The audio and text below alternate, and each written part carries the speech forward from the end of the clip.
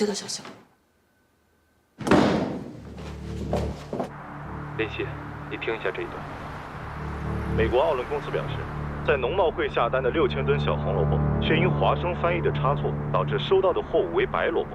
如今6000吨的白萝卜积压在港口冷库，美方要求华生翻译尽快给出解释，并保留法律追诉的权利。美方订单还有往来邮件的原件都保存了吗？都有据可查。这么低级的错误，我们不会犯。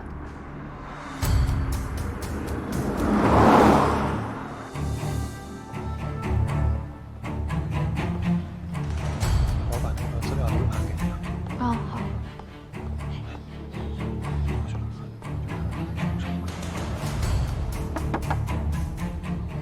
爹。这可是上百万的资金损失，这法务部在外面旅游的老大都被丁总给急招回来了。之前有家翻译公司的大客户部出事，整个部门都受牵连，看来咱们也凶多吉少喽。这是订单原稿，您看看。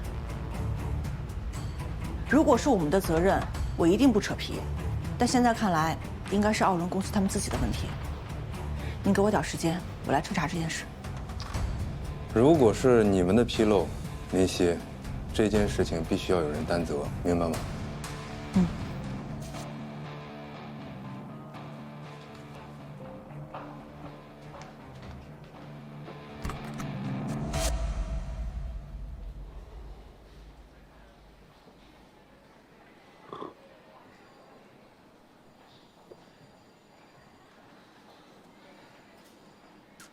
两家农贸公司都不肯为自己的错误买单，这出戏看来会很精彩的。以张总对林夕的偏爱，估计这次又是高高举起，轻轻落下。但这次不一样，如果是林夕的责任，这次谁都帮不了。看来这大客户部总监的位置，最后还是 belong to you。好饭不怕晚。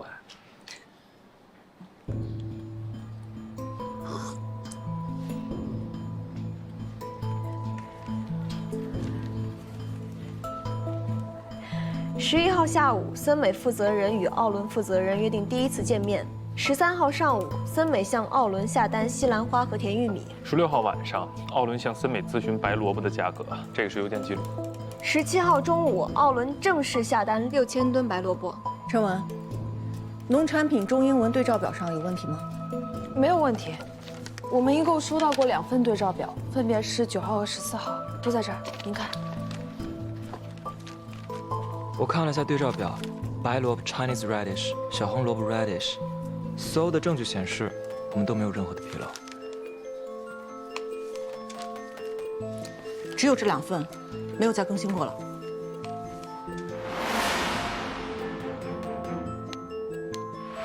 对，就这2份，确定？确定。希姐，这锅我们不背。谜题解开了，我们可以结案。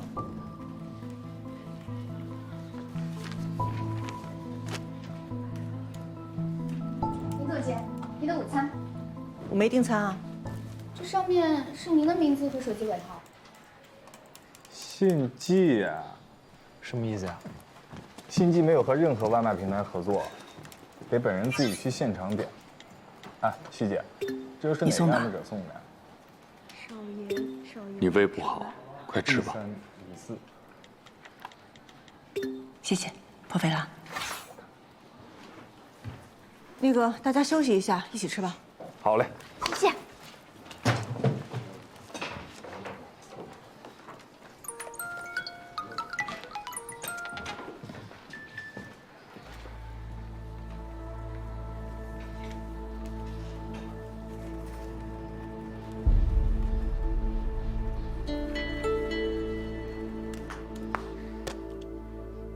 合约已经发给我了。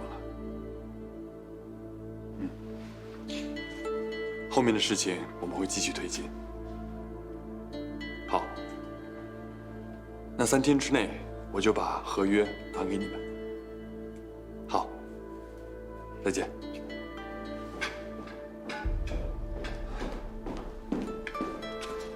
肖总，华晨出事了。我知道了，林夕已经解决完了。不是，5分钟前刚出的实锤。你看，农贸会最新版的对照表上，明确显示奥伦公司订的是小红萝卜。希姐这次麻烦大了，简直太荒唐了！华晨成立至今几10年，居然出现这样的低级错误，这简直是个笑话。也许这里面有误会。林夕，给我一个解释。丁董，我们确实是没有收到过这份对照表。难道客户会陷害你吗？丁董，我们已经在自查了，会尽快给您一个答复的。这件事情要是没有处理好，你们下海分部何去何从？自己掂量。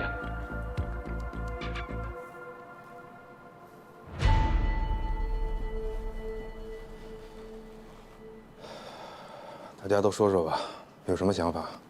这件事情往小了说，丢的是咱们华生的脸；往大了说，影响的可是国内所有翻译公司的声誉。为今之计，先发声明，摆出我们的态度。黄金8小时是评论舆论最佳的时机。再等等，舆论持续发酵的话，后果你想过吗？距离黄金8小时还有5个小时，陆总，您很着急吗？要是5个小时后还是没有结果呢？一切责任我来承担。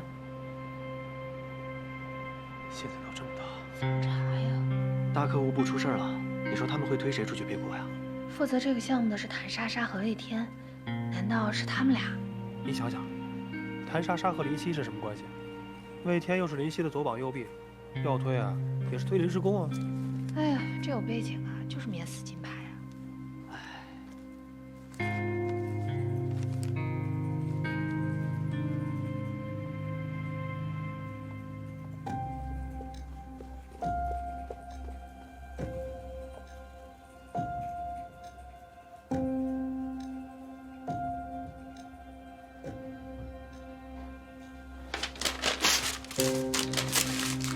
天哥，吃。别皱眉，皱眉容易长皱纹。天哥，我问你，你是怎么来的华生？在网上投的简历，第1轮是人事经理的口语面试，第2轮是笔试，第3轮现场参加的专家组3面。我记得你是笔试的第1名，对吧？能在600多个面试者当中脱颖而出，最终留在华生，你知道这意味着什么吗？谭莎莎，你完全是凭自己的实力，能成为大客户部的一员，只能证明你足够优秀。可是森美和奥伦的合约是我负责的，就应该我来承担。但你并没有收到第3份对照表啊。可是张总会信吗？大家会信吗？我信。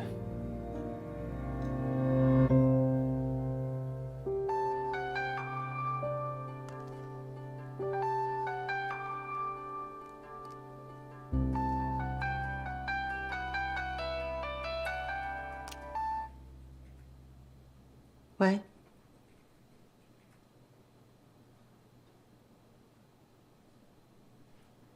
知道了，地址发我。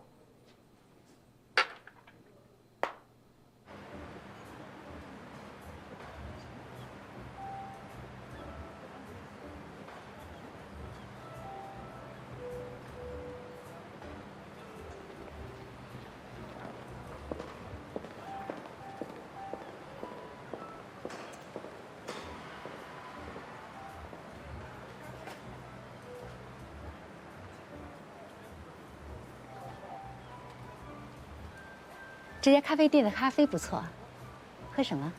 点过了。您好，您的咖啡，谢谢。我要一杯手冲的曼特宁。好的，请稍等。有话直说吧。莎莎经常跟我说，你在工作上对她有很多指点。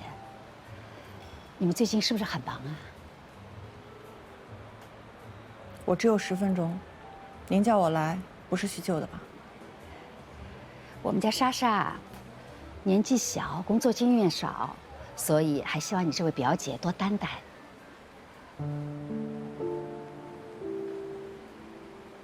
这次农贸会的事情会牵涉到莎莎吗？奥伦公司的项目是莎莎经手的，但据我所知，去农贸会的时候还有其他同事啊。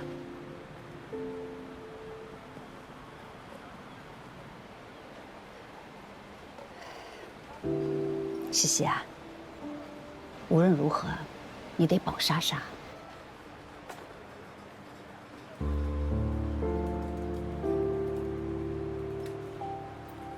你女儿重要，别人的前途都不重要，是吗？不是，莎莎平时那么尊重你，难道你就忍心看着莎莎一个人去独自面对风暴吗？当然，这也是你外公高教授的意思。你外公对莎莎寄予厚望，他不希望她的履历上有瑕疵。高教授向来不管发生的事情，是关心则乱，但是莎莎是他特别喜欢的外孙女儿，老人家破一次例，也是人之常情吧。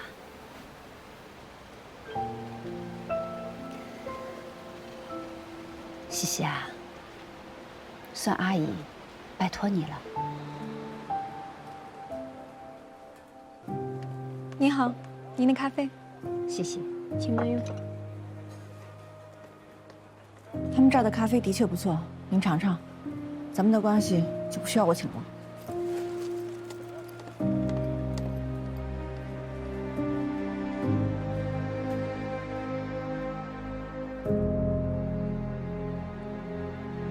莎莎平时那么尊重你，难道你就忍心看着莎莎一个人去独自面对风暴吗？当然，这也是你外公高教授的意思，关心则乱。但是莎莎是他特别喜欢的外孙女儿，老人家破一次例，也是人之常情吧。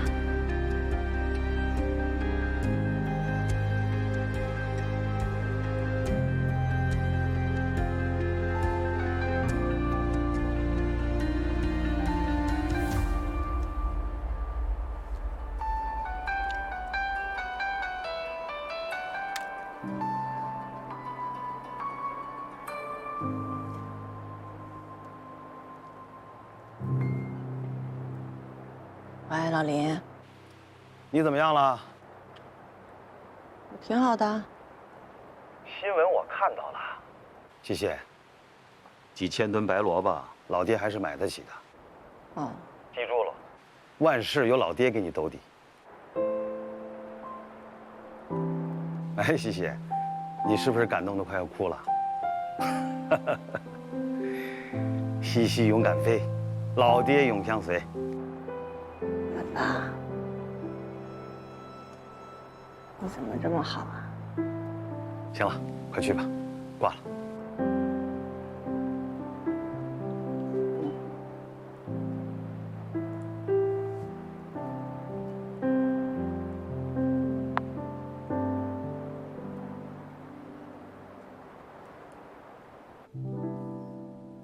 哎，活久见，嘿，林夕居然还能栽跟头。我跟你赌1礼拜咖啡，林夕必备超鱿鱼。小哲，小哲，来，你看，这算是大仇得报了你。哎，小哲，你是网络部的，怎么会跟林夕有交集？他投诉过我。什么情况？公司网络升级，我以为都清场了，没想到林夕还在小会室加班。升级的时候断网，就中断了他的视频会议。这，照理来说，每个月网络升级的时候都是半夜啊。我第2天请了年假，早上7点的飞机，所以那天我就提早了3小时升级。哎，就因为那次投诉，小哲被扣了3个月的奖金，差点连房租都交不起了。那你去找他解释啊。说了，他说制度是制度，人情是人情。算了，不提他。你看，老天帮你收拾他，也算是替你报仇了。我先给大家介绍一下，这边是我们的项目组长魏天，议员谭莎莎，这边是总部的法务经理白老师，公关部的小米。根据我们跟农贸会的合同，如果因为华生的差错导致甲方的损失，除了保险公司的赔款外，我们需要承担2倍的赔偿。可是我们所有人都查过邮箱了，没有人收到过第3份对照表。那有没有可能他们那个图是伪造的呢？我找网络部的人查过，没有 P 图的痕迹。这中间发生了什么，我们不得而知。但就目前的情况来看，我偏向和美方调解。调解的话，就相当于是我们理亏了。林总监，现在舆情也很要命，科技新势力在带节奏。您看这标题：农贸会订单乌龙，华生丢脸丢到太平洋彼岸。还有这个，华生知错是否会让国内翻译界集体丢脸？还有很多官媒都在转发，华生官媒底下已经突破了3万的评论了。小米，我们先发一份声明，内容大概就是华生正在彻查此事，如有失误，我们绝不姑息。好。哎，再补充一句，有任何的恶意诽谤，华生都将保留法律追诉的权利。明白。但这份声明只能暂时压一压舆论，要是后续没有明确的补救措施，估计会很麻烦。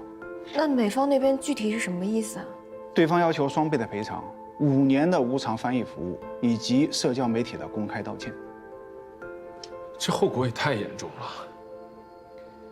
这第3份对照表是板上钉钉的事情，你们没收到也好，为自己人误删也罢，赔偿恐怕是免不了。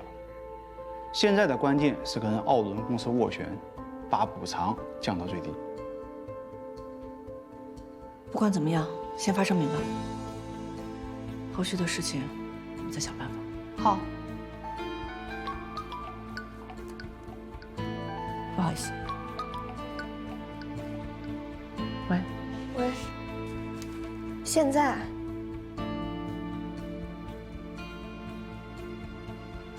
好，马上回来。知道了。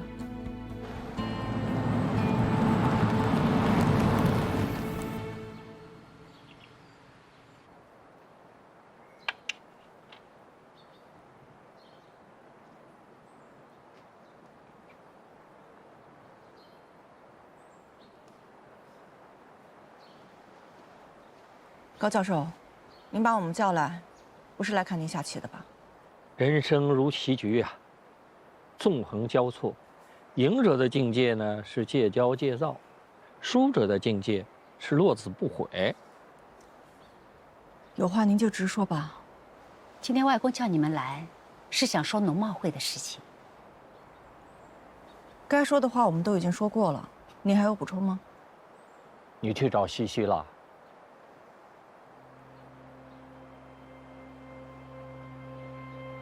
外公找你们来，就是想谈谈农贸会的事。关于农贸会，你们有什么打算啊？你们不是都已经给我安排好了吗？安排什么？我知道，你们一直都瞧不起我。莎莎要爱惜自己的羽毛，履历上不能有任何的瑕疵。反正别人都是一路摸爬滚打走过来的，扛打扛摔扛无名，无所谓是吗？所以这次的事件应该由别人来扛，你们是这个意思吧？你就是这样看待你外公的？爸，西西年纪还小，说话没轻重，别在意啊。想让我来扛也不是不可以，拿条件来交换。你要什么？给我妈妈打电话，跟她道歉。胡闹！看来是没得聊了，我先走了。西西，西西，林夕，爸，你说说。外公，这个项目是我负责的，我的错误我自己承担。莎莎，你别捣乱，坐下。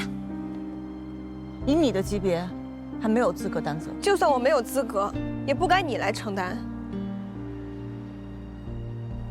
这次的事情，我来扛。林夕。不是因为你们，是因为在大客户部成立的第1天，我就承诺过，你们只需要对自己的案头工作担责，其他的风雨我来扛。先走了。等一下，外公，农贸会的事情和林夕没有关系，我去向张总请罪。我说过了，不需要你。我也说了，不该你来承担。哎，这才是像我们高家的孩子。你们两个人，于公是同事，是战友，于私是一脉相承的姐妹。现在遇到了问题，你们没有互相推诿，而是勇于承担责任，我很欣慰。来，来，你们坐下，坐下来。来，爸，来，您坐。好。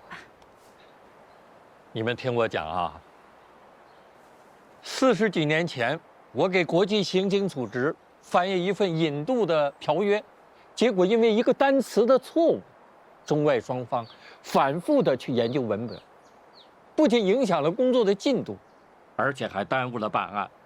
我的心里是非常的内疚。那后来呢？后来我的导师替我说情，我对导师说，错误是我犯的，我必须承担责任，我应当受到处罚。结果呢，我后来被调到了资料室，坐了3年的冷板凳。我当时啊，就是努力苦学，钻研翻译。我对自己说，这样的错误，我高鹤年一生只犯一次。如果让我坐几年冷板凳，我相信我自己一样可以重新爬起来。我也可以。我相信你们都能做到。爸，这件事，我是不会干涉张家康的任何决定的。不管是处罚你们1个，还是2个，都应该接受。当然，我也同意。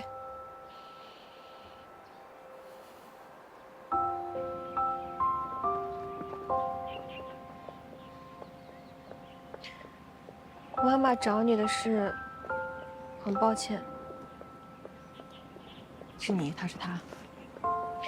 不管这次处罚结果如何，我希望都不要影响到我们俩之间的感情。我们之间什么感情？亲情。你就是爱屋及乌吗？因为老魏，所以跟我谈亲情。哎呀，我就送到这儿，你路上小心。傻的可爱，跟老魏真配。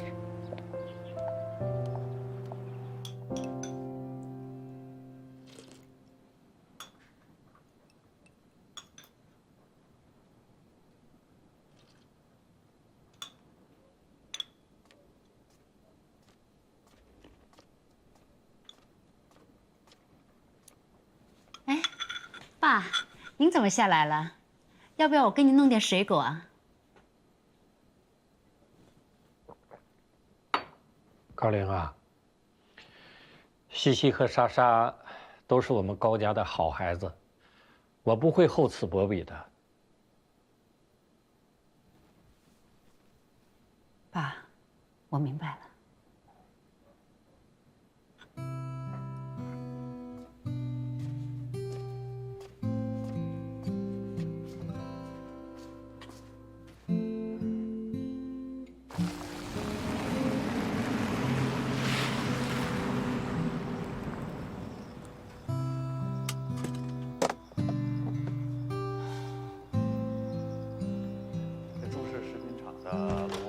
是有口径。海琼姐，您要是愿意帮忙，我肯定是有条件。6000吨萝卜对我们来说不算多，不过你打算怎么借我？据我所知啊，您未来呢有5年的海外战略部署，对吧？那我们语义愿意提供免费的翻译机服务，您看怎么样？听起来这笔买卖很诱人呐。谢谢海琼姐。我明天上午跟合伙人商榷一下，中午给你答复，行吧？好，那我等您回复，好吗？好。哎，再见。泡菜大亨祝海琼。啊。你觉得他会同意吗？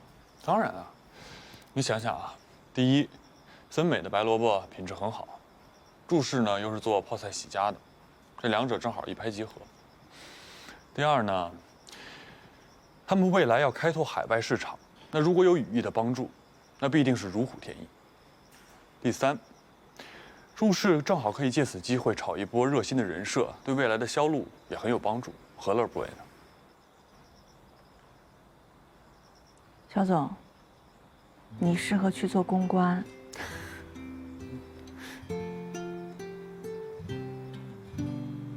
别担心了。总觉得这件事情没那么简单。没事，有我呢。好想抱一抱你啊！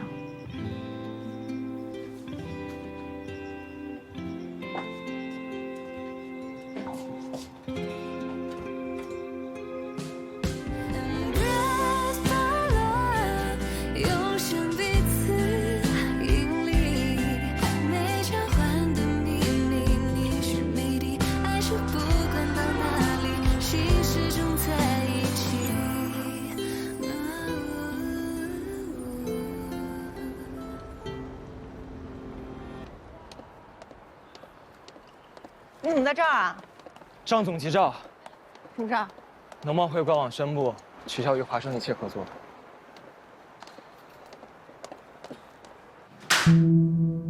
维护了10年的客户就这样解约了，这是在打华生的脸。我去找农贸会的严主席谈一下吧。谈什么？聊什么？现在就算你说是免费服务，严主席也不会再用。况且，永运的王总已经去接盘了。让你去自查，查了半天什么都没查到。昨天晚上发的那个不痛不痒的声明，网友很不买账，还激怒了严主席和我们解约。林夕啊，你太让我失望了。张总，这也不是希姐的错呀，那鬼知道对照表到底去哪了呀？从明天开始，大客户部所有的项目暂停，让老陆接手。散会。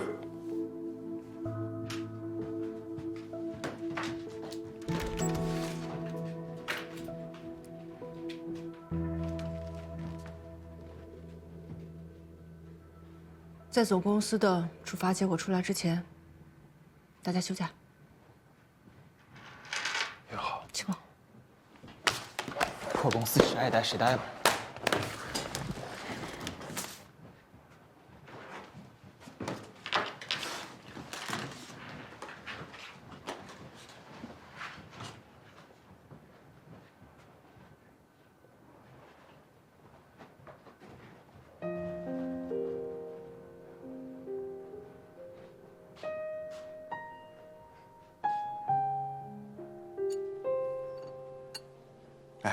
大客户部估计要灭亡了。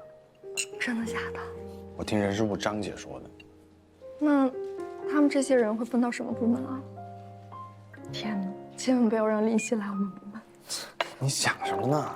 堂堂总监能来做普通议员，林夕那么心高气傲，肯定辞职走人。对啊。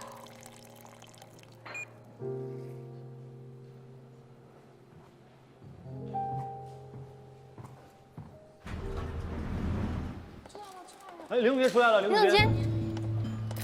林总监，不知道贵公司对您的行为会做出什么处罚，后续又打算做什么赔偿呢？据我所知，圈内对你们意见颇深。你们这次失误是您一时大意，还是因为你们基本功不够扎实呢？您再简单的解释几句吧，说几句吧。林总监，我是科技新势力的主编，国际农贸会组织发文宣布将不再与华生合作，这件事情在外网也引起了轩然大波，对此有什么看法？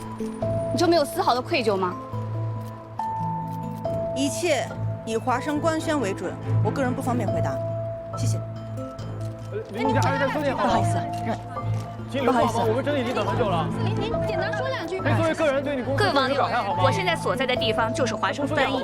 这次舆论风波的当事人林夕，此刻就站在我身后。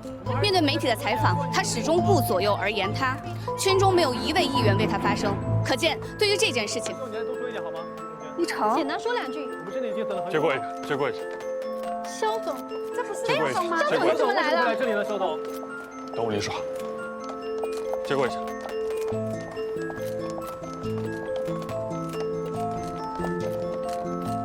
不要跟上来。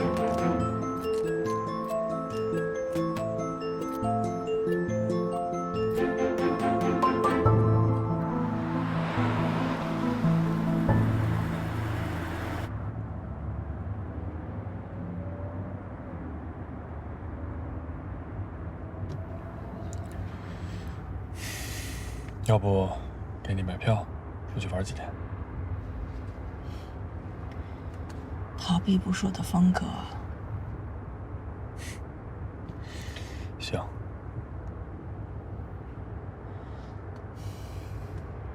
其实你不用特意来陪我的，你有事就去忙你的。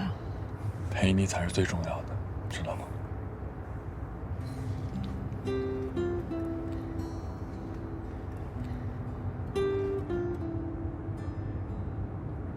饿了吧？吃点什么？火锅、日料还是韩餐？没胃口。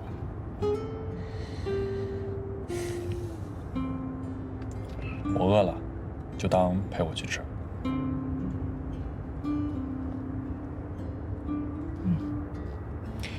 你先休息会儿啊，一会儿到了叫你。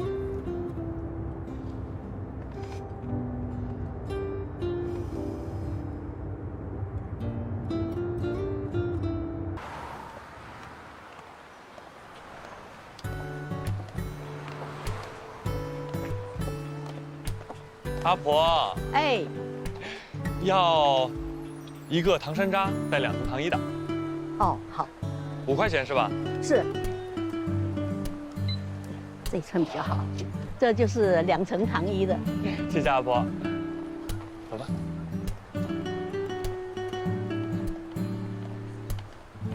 来。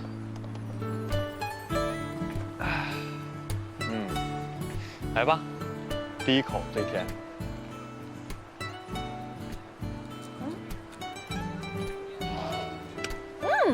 好吃。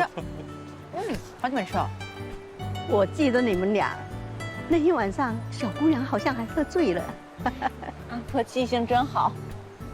阿婆送的。这不行不行不行，老客户来，阿婆都会送的。谢谢阿婆。谢谢阿婆。不谢不谢。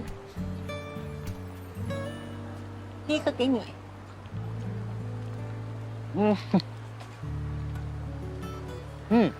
好吃吗？好吃。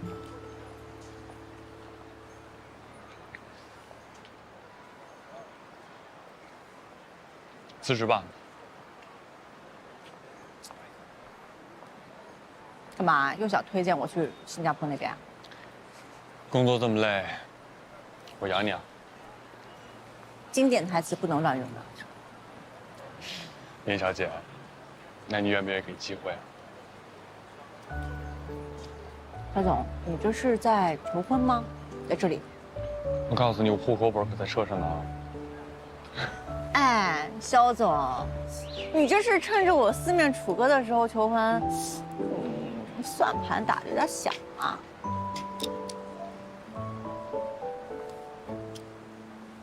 我是认真的。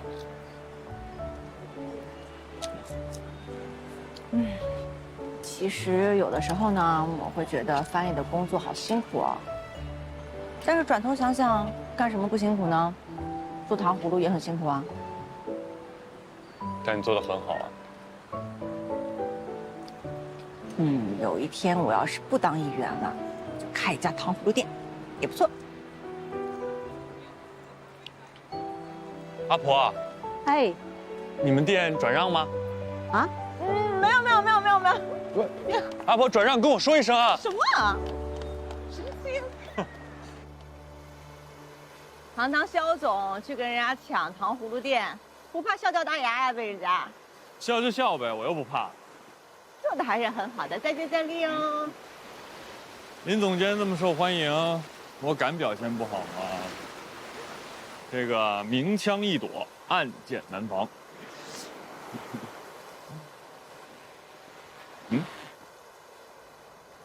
什么？什么？你刚刚说什么？我说，林总监那么受欢迎，明枪易躲，暗箭难防。我我想到了，走。啊？不是想到什么呀？小心石头。调查内鬼。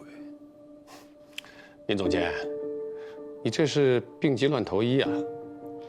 自己误删了邮件，硬说是公司有内鬼要搞你，林夕，你这是在搞内部分裂啊！第3份对照表是板上钉钉的事儿，但大客户部所有人都没有收到，这也太诡异了。所以我绝对有理由相信是有人做了手脚。那你要调查多久？总不能3、5年的查下去，直到不了了之吧3天。3天后没有查到原因呢？我辞职，并且退出翻译圈。不许胡闹！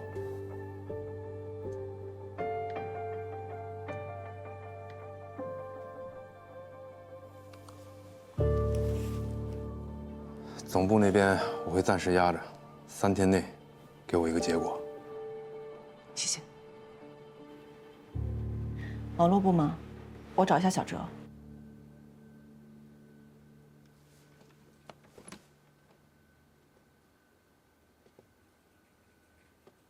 小哲，我是林夕。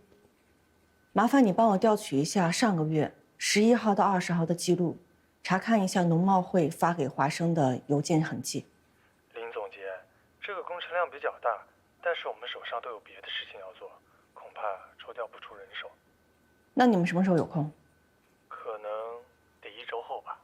这么久？对。知道了。怎么样？他们人手排不开，最快只能下周给我调了。要不我们找外边的专业人士来帮忙？不行，涉及了公司机密的。我们可以跟他签保密协议啊。得去总公司盖章，然后拿着函去，他们才能把电脑给咱们。那现在怎么办啊？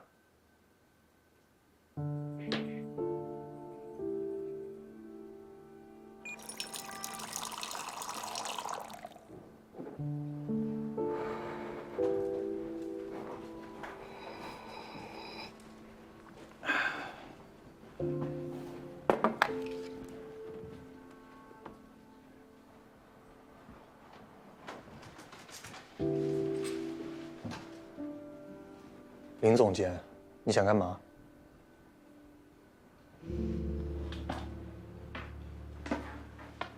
叶小哲，27岁，进华生3年半，曾获得过2次优秀员工，1次季度处罚。你什么意思？那次罚款是因为我的投诉，对吧？你觉得我做错了吗？林总监一向在公司横着走，怎么会有错呢？每半个月的网络升级，公司的所有部门都会在大群里面上传当日的工作安排，目的就是让你们部门规避掉升级时间。而我们大客户部已经提前2天上传了公告，你并没有看到。因为你的升级，导致我和客户的岳阳视频断线，错失了那个单子。你是在因为这件事情记恨我吗？我没有。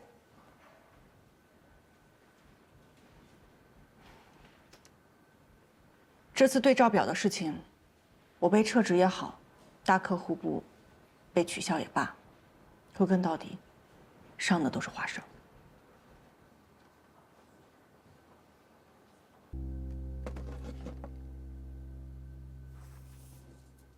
你的电脑，你的删除痕迹。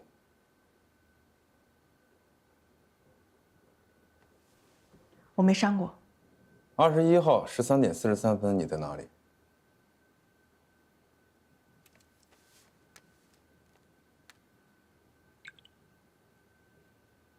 跟程瑶开会，2号会议室。所有人的电脑都有密码，除了你，还有谁能打开？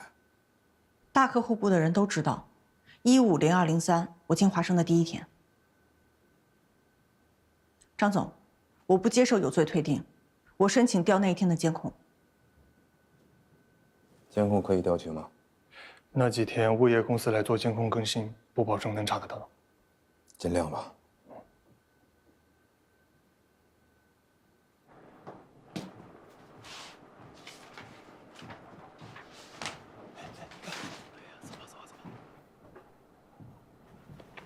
林夕，查到是谁在背后搞鬼了吗？有怀疑对象吗？西姐，这个家伙太阴险了，找出来非弄死他不可。要不报警吧？不能报警，报警的话对公司影响不好。反正不管是谁，一旦被查出来，别想再翻一圈混了。干活吧。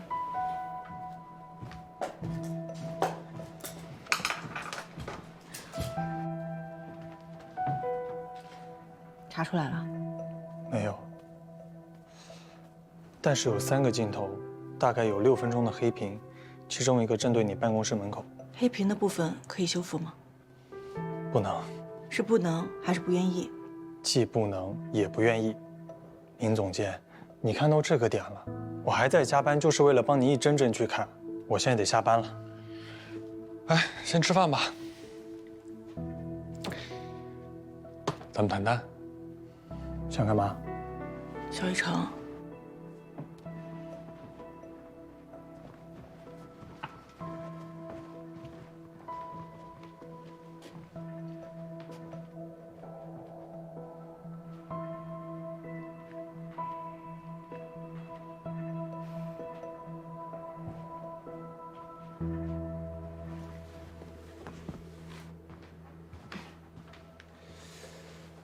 明天中午之前就能恢复素材。你怎么说服的他？利益。你给他好处了？大厂的内推名额。就这样？嗯。博大计算机毕业，怎么能甘心做网管呢？嗯。吃饭吧。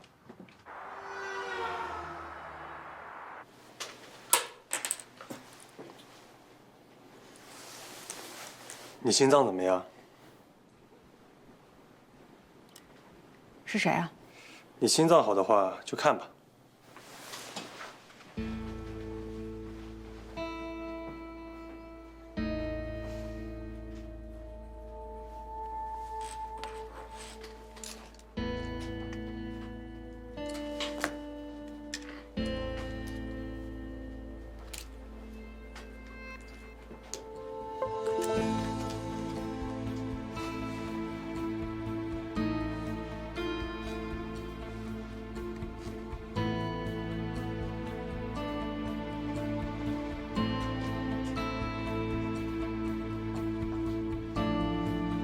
一眼就能看出是不一样的蔬菜，你写的什么？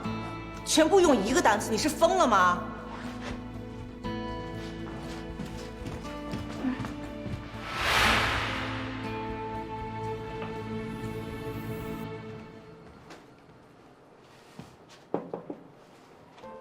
是陆克里那边的人干的吧？你怎么了？数据恢复不了。我出去一趟。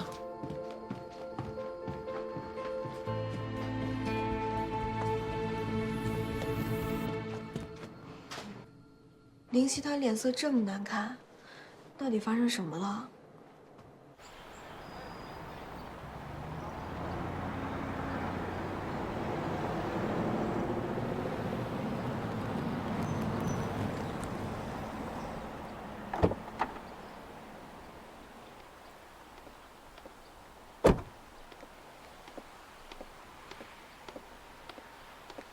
谁那么缺德呀？往人家门口丢垃圾，什么人呢？这是！哎，你看看这弄的这。阿姐，你知道这谁丢的垃圾吗？等我一下。不知道，没看见，太缺德了。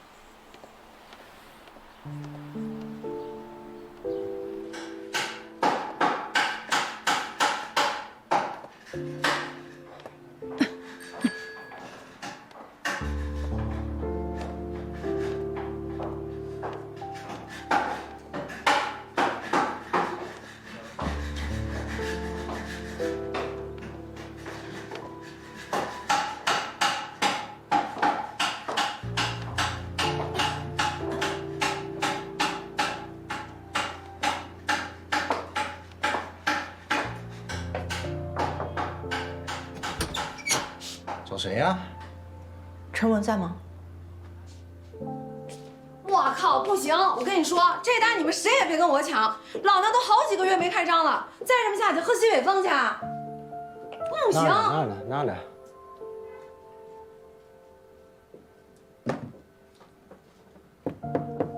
谁呀？我林夕。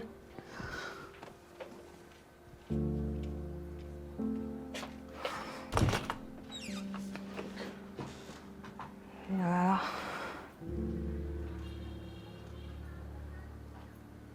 你出来还是我进去？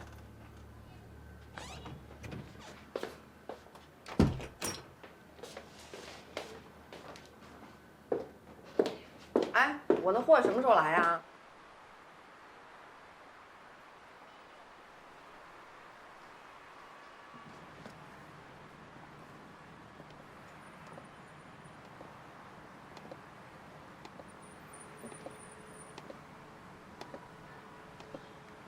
你是陆克里的人。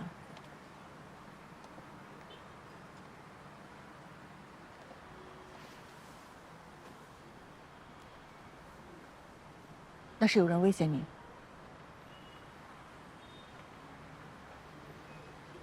你有什么难言之隐可以说出来，有问题我帮你一起解决。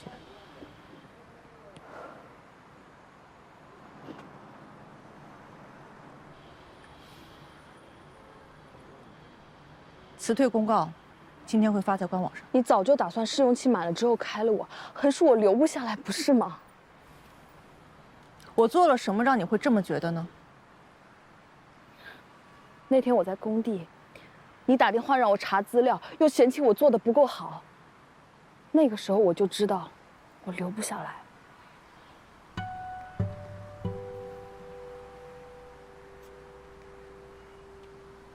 我一直对你严格要求，是因为我一直在帮你争取转正之后更好的待遇。随便吧，结果就是这样，你怎么说都行。那你为什么要删我的邮件？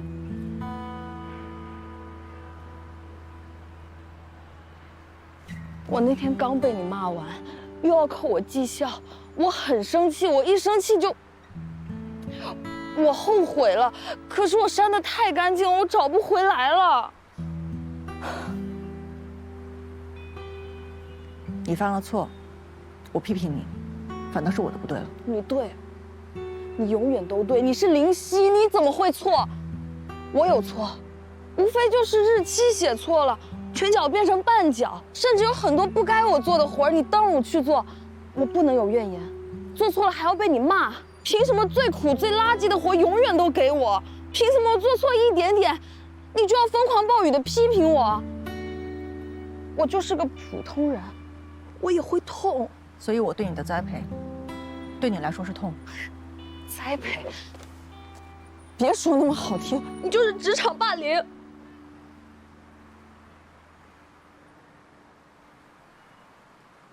记不记得当初你来面试，一共有9个人，其中8个都是985毕业的，可我最后选择了你。你知道为什么吗？因为在你身上，我看到了自己的影子。起点不够高，但足够努力。华生向来都不缺优秀的人，我们只有付出更多的努力，才可以超越他们。我不需要，你不懂，是，你可能跟我一样，没有一个好的学校毕业，可你外公是高教授，你爸做生意家里不差钱，我怎么跟你比？你看我这儿，我想查资料，网络不行；我想安静的看会儿书，隔壁、楼上、楼下都在吵。我们永远都不会是一类人。林夕，你有没有想过，我根本不需要出人头地，我只想哪怕有一张舒舒服服的床，让我有一晚上睡踏实了。可是不行，你只会火急火燎地催我做事儿，而我连手机屏幕摔碎了我都舍不得换。你不要再假惺惺地为我好了。你以为华生只有我恨你吗？行政部、口译部、笔译部、宣传部，全公司有多少人讨厌你，你知道吗？或者说，全公司有几个人是不讨厌你的？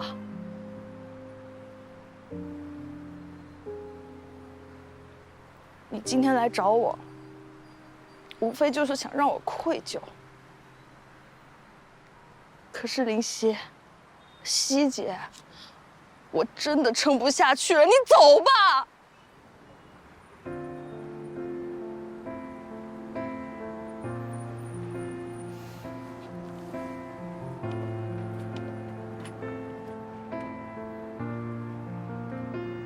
你自己递辞呈吧，否则你在这个圈子里面也混不下去了。我不需要你装圣母。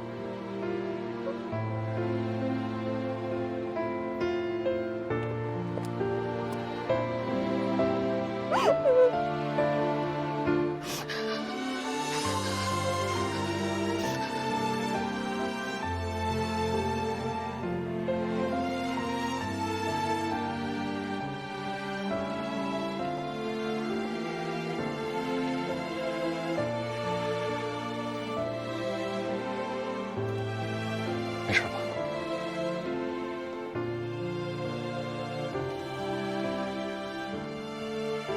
让我靠会儿，就一会儿。累了吧？哎呀，这孩子现在沉得跟小猪一样，要不是你啊，我都扛不上来。没事儿，那我先回屋了。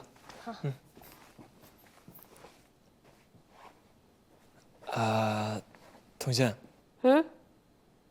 那个手牌的事儿，不好意思啊。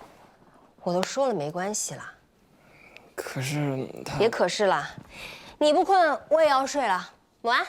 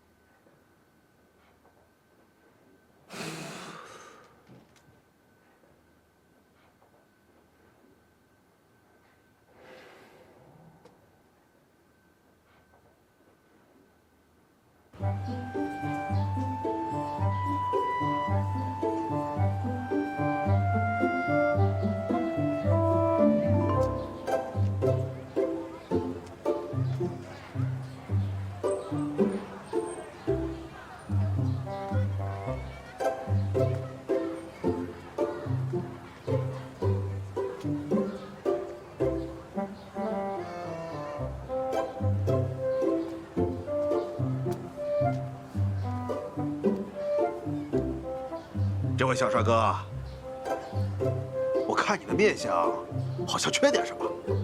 大叔，你这戴了个墨镜，能看见个啥呀？幽默，当然能看清。看你的面相，得用心看。我不是来看面相的，我就随便看看。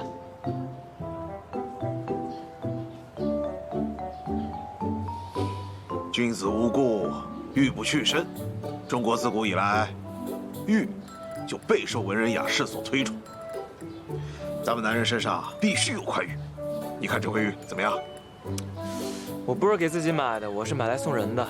哦，送人的。我看应该是位姑娘。美玉如佳人，更有惜玉情。你想要块什么样的？我想要比这个再白一点，透一点，润一点。你是懂玉的呀？嗨，一看你就是想要块好玉。这个是我自己收藏的，就没打算拿出来卖。你看看。啊，我能看看。来，谢谢。这是上好的羊脂玉，只待有缘人。那我就要这个了，多少钱？哎，艺术品谈钱多俗，咱们今天不谈钱，只说缘。行啊， 88000元。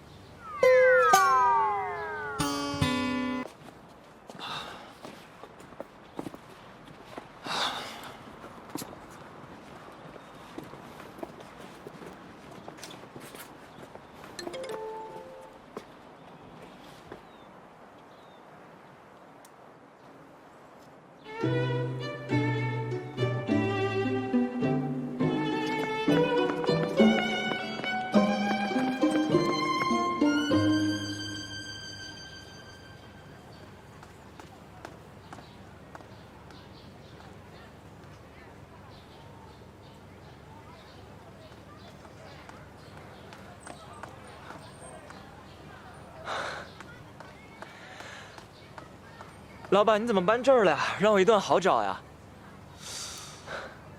哦，我想起来了，你就是上次想买玉的那个小帅哥。对啊，我摆摊啊是想方位的，我今天出门一算啊，在这儿摆摊，肯定能遇到有缘人。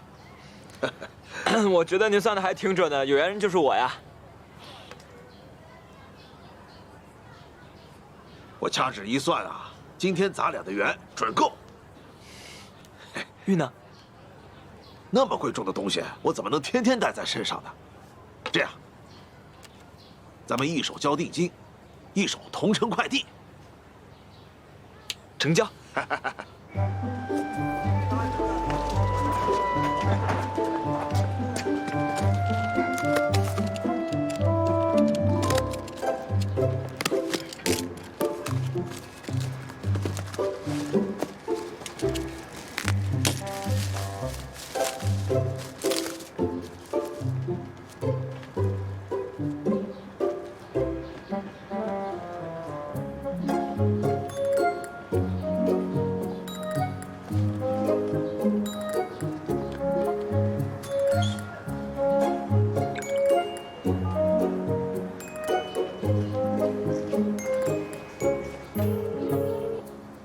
喂，你妈妈在家吗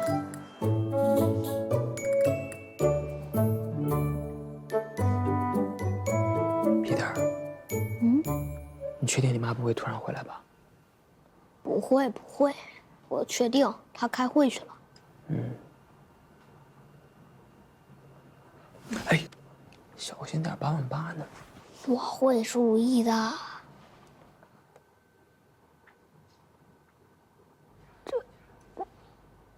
这就是88000呀。完全平平无奇，看不出什么特别呀。嗨，小 Peter，玉啊是要用心感受，你还没到那个境界。哎，你妈手牌呢？这呢。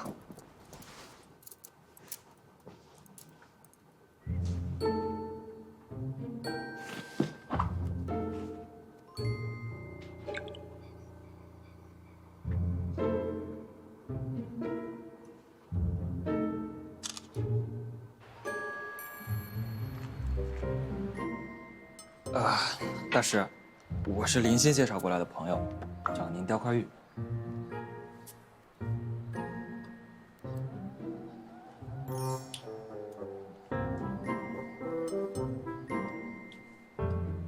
这块玉你准备雕什么呀？你稍等啊。那，就这个，一模一样就行。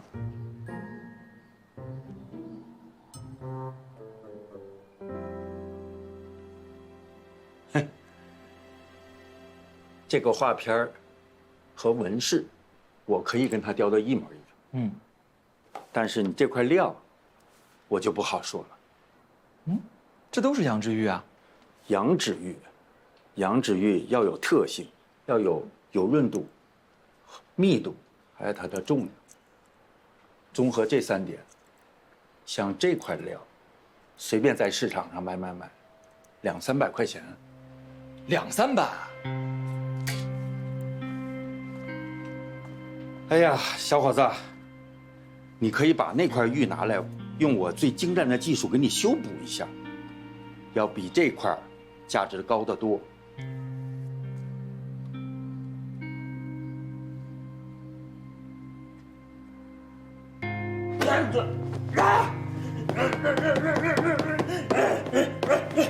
哎呀，哎呀，你都骂了半个小时了，你打算怎么办呢？哎呀，我能怎么办呀？你就能骂一骂喽。哎呦，这不像你呀，耀耀，你不报警吗？报警有什么用啊？人早都跑了。那我给你出个主意。啊，你快说，姨奶奶。你不是在网上免费给人家讲小语种吗？啊，你可以把这个事情讲一讲，也等于提醒大家保护自己。算了吧。哎，有仇不报，这不像你呀，转性啦。主要是我觉得没什么用。我看你是怕别人知道。我能怕被谁知道呀？嘿，这块石头你买给谁的，就怕谁知道。我是买了自己玩的。哎呦，什么时候玩起石头了？太阳打西边出来了。姨奶奶，你不安慰我就算了。这样吧，我出200块钱买这块石头，给你减轻一点损失。不过这半大不小的，当镇纸吧，轻了点儿，要不便宜点，180。姨奶奶，一看呐，咱俩就是有缘人。我这儿啊还有点好东西，我拿给你看看啊。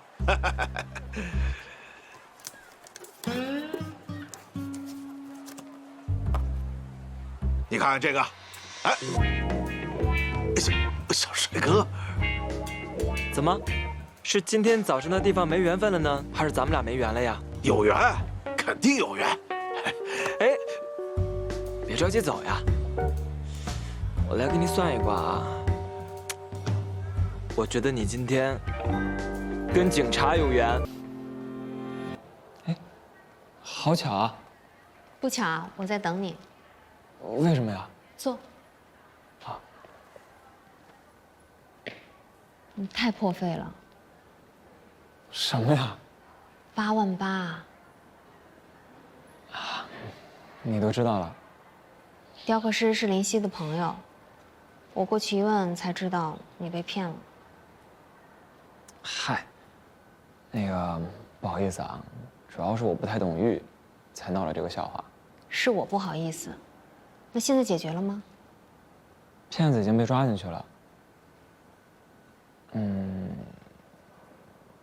我不知道那个玉对你那么重要。那你现在真知道了吗？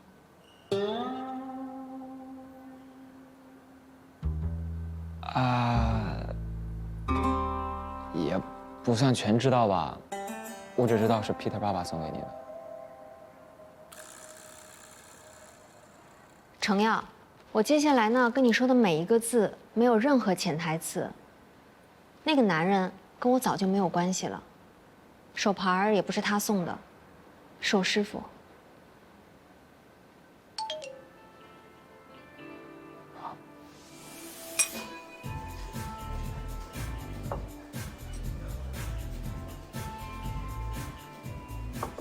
John， 我的师傅，我们行业的传奇人物，我很幸运，刚毕业就进入到他的团队，工作了2年，师傅要给我升职，结果我转身却嫁给了 Peter 爸爸，做了全职家庭主妇。全职的家庭主妇啊，你可不像啊。想不到吧？然后呢？后来就是一些狗血的故事。爱情的保质期只有18个月，2年时间，我的世界已经是一片狼藉。离婚的时候我只有一个条件，孩子归我。我那个时候带着嗷嗷待哺的小 Peter， 走投无路，只能去重新求我师傅。他接纳你了？说是接纳，那个时候我更觉得是在报复。魔鬼项目，不允许我找任何理由退缩，任何理由。尽管我那时候还带着一个孩子。我现在想想都不知道是怎么熬过来的。好在，我扛下来了。再后来，我就遇到了肖一成的创业项目，于是，我跟师傅请辞。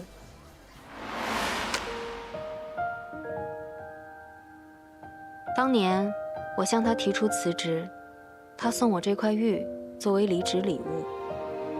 在他的眼里，那个时候的我就像这块玉一样，沉稳、温润。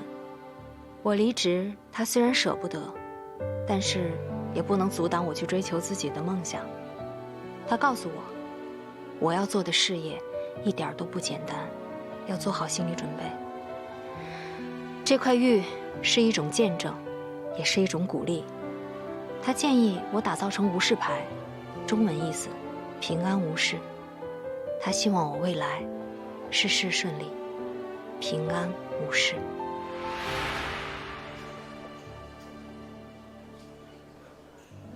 你不会还不信吧？那这样，我给你个邮箱，你自己发邮件去问。嗨，那不是 Peter 说？你怎么会相信一个小孩说的话呢？他是你儿子呀。是我儿子又怎么样？我没必要跟他说那么多。在你心里，我是会留着渣男东西的人吗？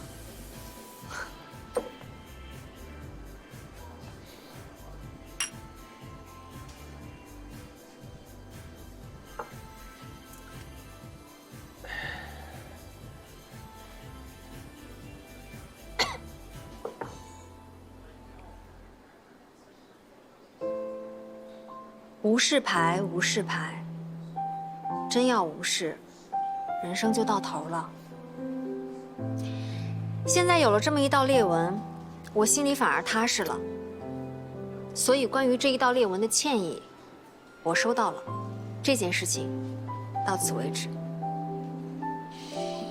以后啊，路还很长，